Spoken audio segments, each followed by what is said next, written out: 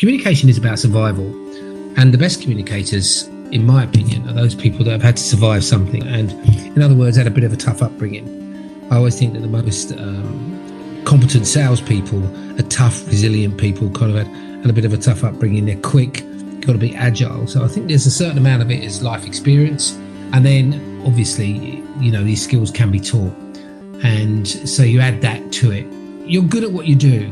I was a good communicator, I think, but I didn't know what I was doing. And then someone showed me what I was doing, and it made me better because I could do it when I wanted to rather than do it by instinct. So was it the environment that you grew up in that really helped you acquire some of these skills?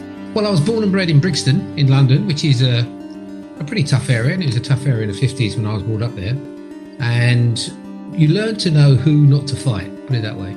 You learn to know who not to upset, and I think it was a lot about that. So it becomes instinctive. You kind of think, okay, I'll be careful here, because if I'm not careful, this person could do me some damage, that sort of thing, So it's that. So you become very quick, and you pick up situations. You begin to recognise very early on: is this person going to fight me, or is this person just shouting at me? Because there's a big difference between the two.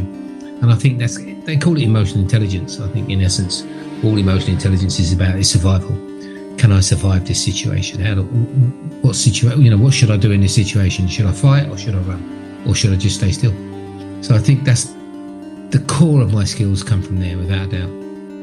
Why is listening so important? Why should we all seek to become better listeners? Oh, I think without doubt, it's the core of all communication. There's nothing else. Everything else depends on good listening. If you want to have a brave conversation, a fearless conversation, if you want to have an awkward conversation, if you want to do a negotiation, if you want to do anything, the first thing you've got to do is understand the other person, and you'll never understand that other person by talking at them. You can only ever do it by listening. Listening is the core of everything. And as you know, and as we've discussed, and when you went on the course, most people have no idea how to listen. And that's why I think it's such a thing that we should be teaching everybody to listen properly, to really listen to the other person.